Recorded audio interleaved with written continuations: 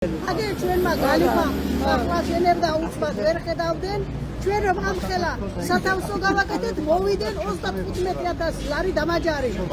რომ რატომ აშენეთ თქვენ პირადად ძეგლის დაცვის ზონა იყო სადაც აშენეთ ძეგლის დაცვის ზონა მოცილებული ვარ მაგრამ ასე ვის როგორც მოეხასიათება ის იაკეთებს ზოგს მეორე ჯარიმა მათ ერთი და იგივე ადგილზე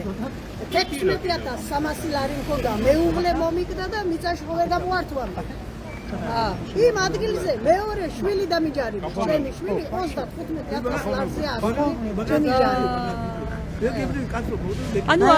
ანუ თქვენ შემთხვევაში მუნიციპალური ინსპექციას სწრაფად ჰქონდა რეაგირება და სხვა შემთხვევაში ასე იმაში არ ჰქონდა რეაგირება ქალაქში ვერ ხედავდა იმ ხელა კორპუსებს რომ აშენებდა თუ ახლა ხო დაინახეს ჩემი სათავსო რომ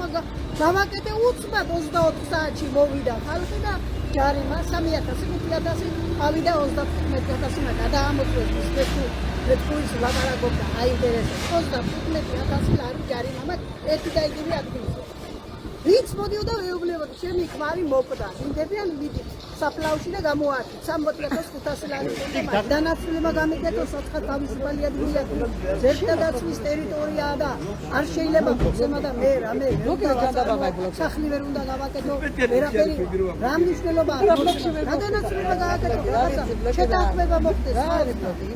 იცით ასევე გავრცელებული არის ასეთი მოსაზრება მინდა გადავამოწმოთ თქვენთან რომ ინვესტორებსაც აინტერესებთ ეს ტერიტორიები და თქმა უნდა ვინც მიწა მიიღო გუნდა ჩერვა 150-200 მეტროს მოცილები კორპუსების მშენებლობებს კორპუსების მშენებლობის ნებართვა დაშლილი არა